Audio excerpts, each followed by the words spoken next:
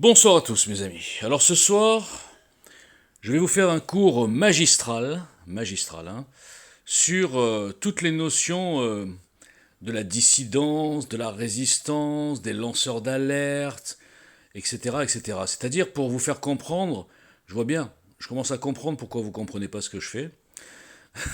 C'est pas que c'est compliqué, c'est pourtant très simple, mais je vais vous expliquer en détail. En fait, je crois que les gens en général, je vise personne, confondent tout ça.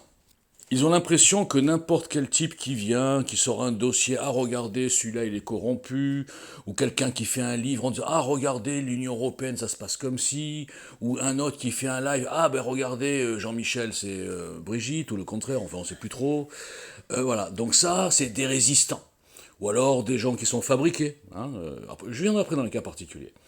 Donc vous pensez que c'est des résistants et vous pensez qu'ils sont dangereux pour le système. Hein. Vous dites, ah bah oui, avec eux, regardez, ils dénoncent, ils dénoncent, ils dénoncent. Après, il y a les lanceurs d'alerte. Hein. Vous adorez les lanceurs d'alerte, je vois ça. Hein.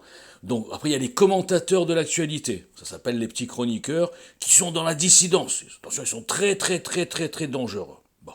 Ça, c'est le paysage. Je parlerai de moi à la fin.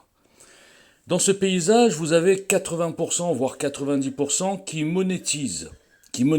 gagnent leur vie avec des bouquins, avec des vues YouTube, avec des dons, avec des cagnottes Tipeee, et ils se font l'autopromotion. Vous avez remarqué que toute cette petite caste, environ une quarantaine, hein, un peu, je ne vais pas citer le nom pour l'instant, ils s'invitent entre eux, ils se font des tweets pour dire regardez, allez sur la chaîne de mon ami. Alors tout le monde, ils sont tous amis, hein, c'est tous des amis. Là j'ai rigolé, j'ai vu Borowski qui a dit ah pour mon ami David Emelring. Bon, il l'a reçu une fois, bien sûr, mais c'est tous des amis. Ils sont tous solidaires dans la résistance. Et les gens, ils ont l'impression que c'est une grande famille de résistants qui va sauver la France. Alors que ces gens à 90% ou 80% à peu près sont, je le répète là, pour vendre, pour monétiser. D'accord. Regardez la bio de Borowski par exemple. Le mec, il est partout. C'est un haricot mange-tout. Hein. Éric Raoult l'appelait mange-merde, fiotte, mange-merde, etc. Bon, c'est un peu ça, mais c'est un mange-tout. Par exemple, là, depuis quelques mois, il est allé travailler pour un petit billet par vidéo sur la chaîne Géopolitique Profonde. Eh bien, immédiatement, cet ex-sioniste pro-Israël est devenu anti-Israël, limite, comme dirait Tabibian, limite antisémite. Hein, et il s'est adapté à tous les invités qu'il y a sur cette chaîne, et la ligne générale, qui est un peu du Soral, du Hindi, du plaque-vent, enfin des trucs comme ça. Bon, des vendeurs de bouquins, des machins, etc. Donc il s'est adapté. On appelle ça une putaclic.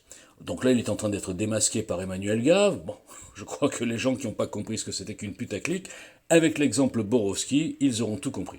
À côté, bien sûr, je vous mettrai quelques images pour rigoler. Donc, si vous ne comprenez pas que ces gens ne sont pas dangereux, je garde l'exemple Borowski qui est extraordinaire. Borowski, comme tant d'autres, est classé chez Conspiracy Watch. Alors attention, je déteste ces officines payées par l'État qui sont des rigolades parce que tout le monde est complotiste, antisémite, on est tous fachos, racistes, etc. Bon, on a compris que c'était du pipeau. Mais ce qui est étonnant, c'est que personne ne se pose la question fondamentale. Comment se fait-il que tous ces gens qui sont classés complotistes et tout ce que vous voulez, c'est des très méchants, très dangereux, il y en a même qui vont en prison. Et on fait croire que c'est des prisonniers politiques. J'y viendrai après sur ces deux-là. Chalençon et Juvin Brunet. Ça va être long, je vous ai dit, c'est magistral ce soir. Je suis un peu énervé, c'est pour ça. Donc, qu'est-ce que j'ai dit? Oui, donc ces complotistes, vous remarquerez qu'ils ne sont, par exemple sur Twitter, jamais suspendus. Borowski a son compte depuis 2009. 2009. D'accord. Bon. Donc la censure épargne comme par hasard les dits complotistes. Hein, parce que le système est très intelligent, il veut donner l'illusion d'une démocratie, d'une liberté d'expression, même si on sait que c'est du pipeau. Donc il sait que ces gens vont ramener à eux tous les espèces de naïfs qui attendent du buzz, qui attendent des scoops, etc. et qui auront l'impression, c'est ce que je vois sur les réseaux, ils ont l'impression d'être éveillés, résistants, patriotes, enfin chacun son style, hein. Sont tous des gens vraiment, on se laisse pas faire et tout, machin, ok, ils sont tous déchaînés. Oui, moi je regarde pas la télé, je regarde Borowski, je regarde Tabibian, hein, le grand philosophe Tabibian, ou entre autres. Et ils se prennent pour des résistants. Et le système, qu'est-ce qu'il se dit? Pendant ce temps, c'est pas ces gens-là qui vont construire quelque chose. Ils s'énervent, mais finalement, ils nous font rire. Donc on va pas les suspendre. Les Youssef Indy, les Juvin Brunet, même s'il sort de prison, bracelet électronique, etc., on le suspend pas sur Twitter. Non. Même les condamnés, je ne vais pas prendre toute la liste, mais même des gens vraiment qui ont été condamnés ou que ce soit antisémitisme ou n'importe quoi, pas de problème, on les laisse. Et pourquoi on va les suspendre? Il faut les laisser, il faut que les gens aillent dans ces petits enclos et se laissent monter la tête souvent sur des conneries, parce qu'il y a beaucoup de charlatans là-dedans, notamment toute la frange soralienne, Dieudonné, Indy, tous ces Hilar, toute cette bande de tocards que j'ai démonté un par un avec des petits articles, des petits fascas. Bon, comme j'ai pas de visibilité, je démonte tout seul en fait. Hein, je suis un... Bon, bref. Et donc, ça, c'est ce qu'on peut appeler. Après, il y a oui, les chroniqueurs. Alors, vous savez, les chroniqueurs qui font des revues de presse, pareil. Abonnez-vous, aidez mon travail, chaîne Tipeee, etc. Alors, qu'est-ce qu'ils font? Ils prennent les articles de la semaine. Ah, alors, regardez, ouais, ben là, ouais, Macron, il vous prend pour des cons. Ah, ouais, bah oui, regardez. Ben, voilà, et les gens, ils sont contents. Ils sont résistants. Ils se couchent le soir. Je suis un résistant. J'ai regardé Poulain ou j'ai regardé Nicolas Vidal. Non, mieux. J'ai regardé Morillo parler sur un canapé avec Borowski. Je suis un super résistant. Tous ces gens sont une petite caste. D'accord?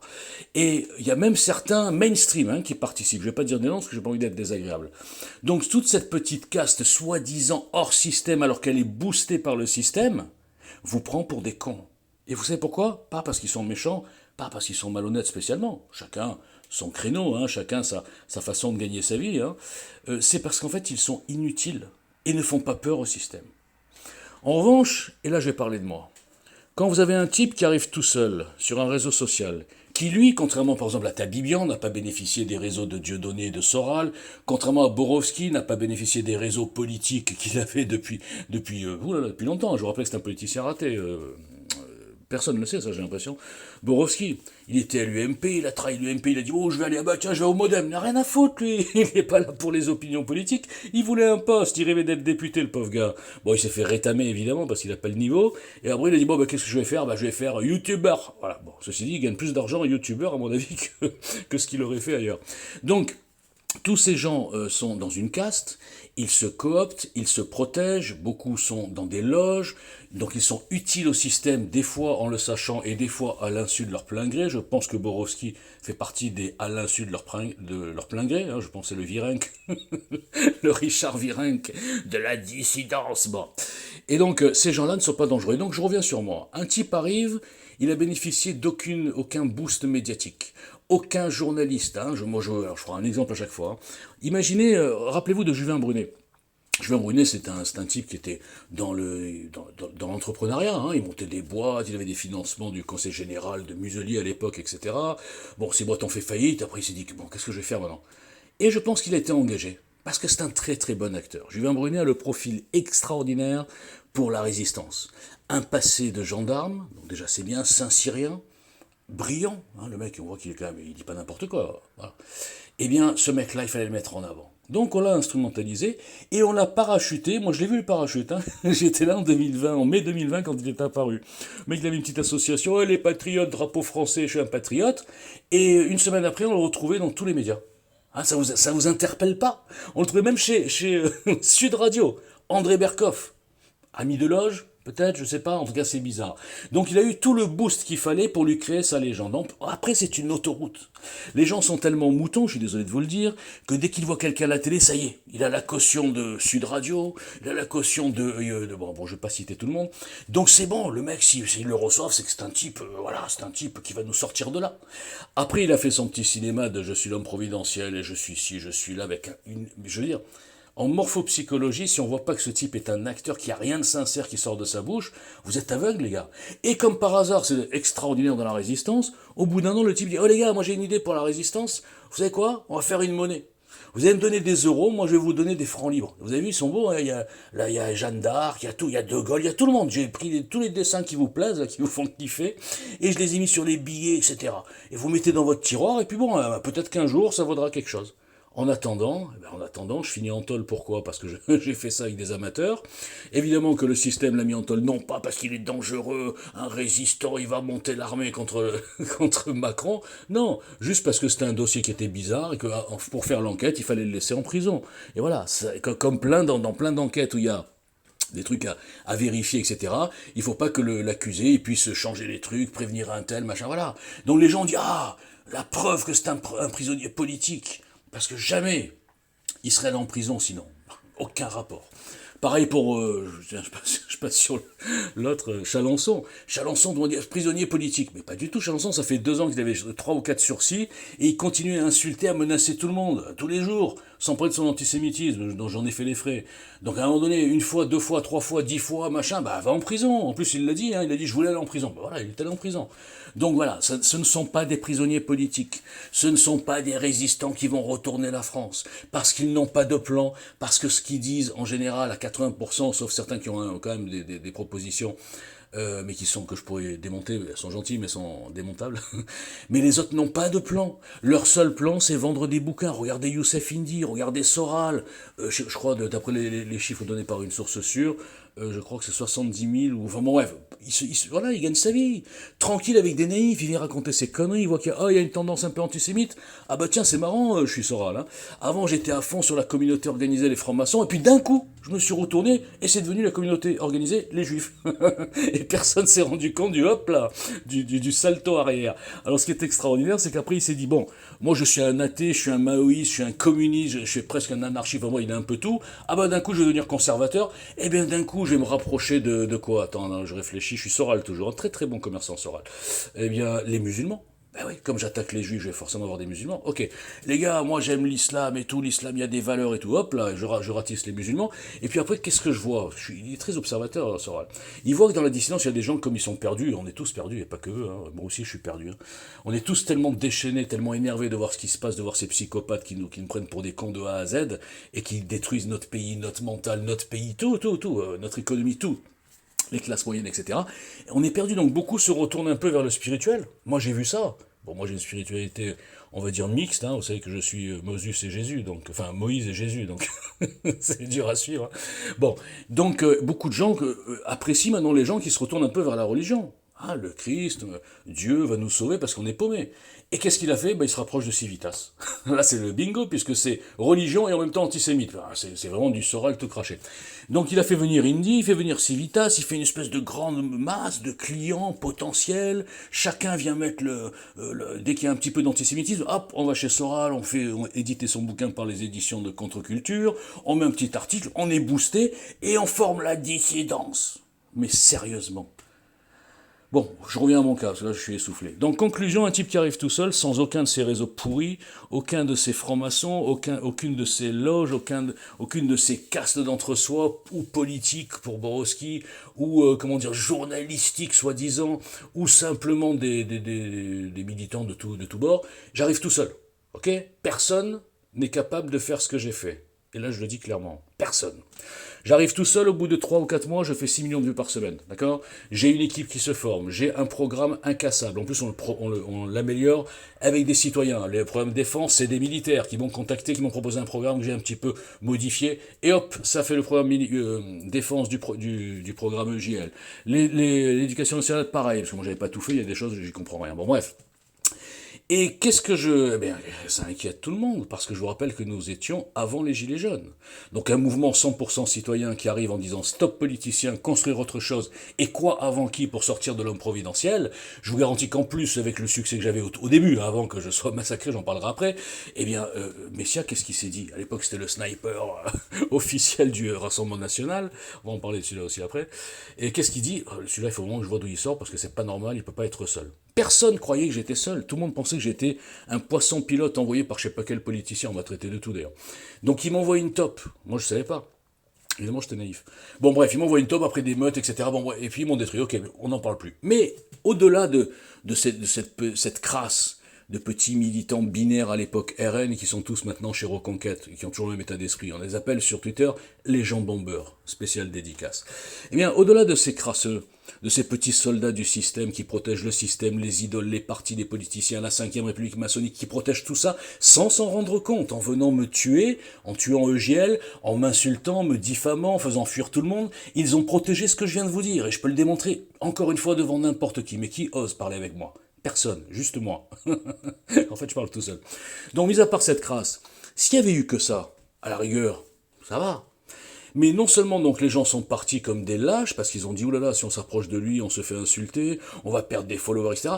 Mais la censure Twitter, Comment vous expliquer que ce type, qui est Walter Boujna, un citoyen inconnu qui n'a aucune casserole, qui présente un programme politique, qui ne fait pas de complotisme, qui ne fait pas d'appel à la haine, qui ne sort pas des dossiers pourris, même si j'en ai plein, j'évite d'en parler et de salir JL avec ça, eh bien, comment se fait-il que ce type-là est suspendu 45 fois ?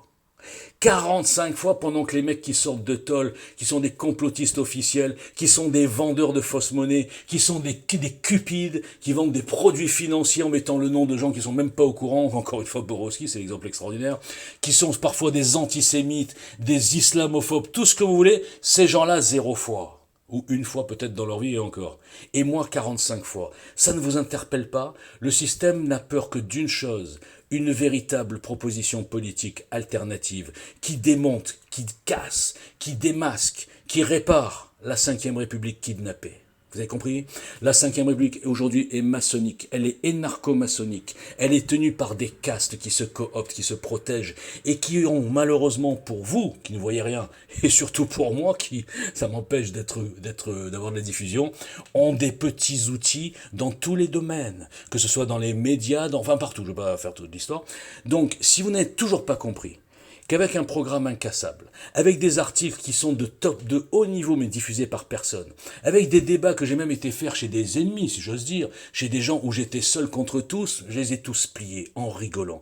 Et les autres ont tous peur de Walter Boujna qui est un simple inconnu. Vous avez le plus grand sniper de Twitter qui se la joue comme ça, en tout cas il a cette réputation, qui est un lâche, cupide absolu, à savoir Jean Messia. Je ne reviendrai pas sur le dossier, je le mettrai en pièce jointe. Jean Messia me fuit depuis le premier jour de la cabale. Ça ne vous interpelle pas? Le jour où la cabale a été lancée aux mecs du RN qui m'ont insulté d'un coup, du jour au lendemain, Pearl Harbor, etc., le mec m'a bloqué alors qu'on parlait ensemble depuis 1 mois et demi. Cette espèce de lâche qui se cache depuis 5 ans. Et vous ne voyez rien. Je démontre que c'est un fonctionnaire énarque en disponibilité, subventionné par le système, alors que son association n'a aucun des critères, alors qu'il a déposé des déclarations au niveau du code APE, etc., fausses, que n'importe qui peut voir en 3 minutes, même la presse de gauche. Étonnamment, personne ne l'emmerde.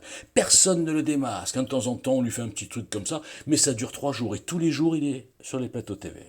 Réfléchissez 2 minutes. Imaginez, nous sommes en 40. Nous avons un type qui travaille dans une administration à Vichy. Il dit, bon, écoutez les gars, je vais faire un peu de politique, là je suis énarque en disponibilité, donc je vais tenter la politique, si ça marche pas, je retrouve mon boulot. Bah bien sûr, monsieur Messia. Je sais pas si ça s'appelle, admettons que ça s'appelle autrement, peu importe. Mais bien sûr, monsieur Messia, allez-y, faites de la politique, vous êtes un grand dissident, vous allez retourner le système. Si ça marche pas, vous revenez, hein, monsieur Messia. Et puis on vous garde votre place au chaud, il n'y a pas de problème, vous êtes énarque en disponibilité.